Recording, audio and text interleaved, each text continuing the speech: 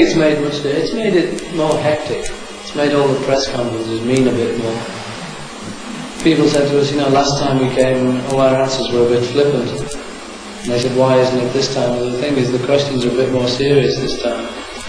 It hasn't affected any of the bookings. The bookings have been, the people coming to the concerts have been the same, except for the first show in Memphis, which was a bit down, you know, but so what? Even though everyone is sort of getting on very well in this society we've got, it's a bit too controlled, you know, because you suddenly, you want to go and do something and somebody says, oh, no, subsection B, clause A, you can't do that, you know.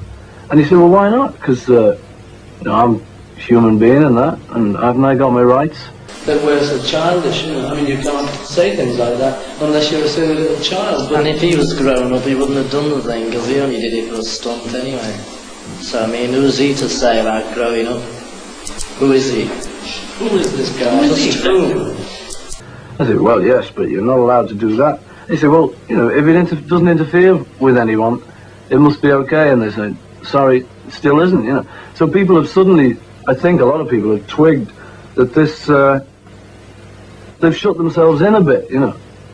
They've got all these rules for everything, rules of how to live, how to paint, how to make music.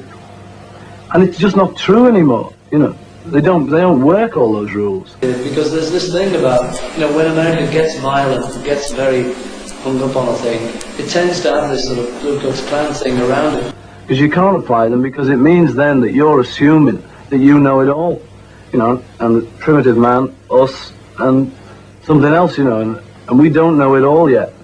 And so all of this gang of people from International Times, Indica, and the whole scene, you know, is trying to see where we are now, and see what we've got around us, see any mistakes we've made, straighten them out.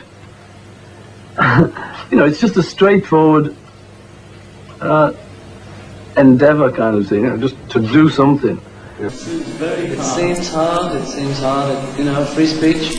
But is it possible just to say what you think all the time? What about 14-year-old teenagers who think you're absolutely marvellous and can't bear to be heard? See, we're not, when we say anything like that, we don't say it as older people seem to think, to be offensive. But we mean it helpfully, you know, and if it's wrong, what we say, okay, it's wrong, and people can say, you know, you're wrong about that one. But in many cases, we believe it's right, you know, we're quite serious about it.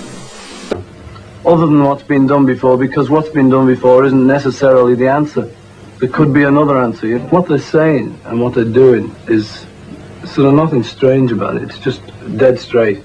But it's that they're talking about things that are a bit new, you know, and they're talking about things which people don't really know too much about yet. But do you mind being asked questions? For example, in America, people keep asking questions about Vietnam. Does this seem useful? Well, I don't know, you know, if you can say that war's no good and a few people believe you, then it may be good, I don't know. You can't say too much though, that's the trouble. And so they tend to get, you know, people sort of put them down a bit and say, you know, weirdo, psychedelic and things.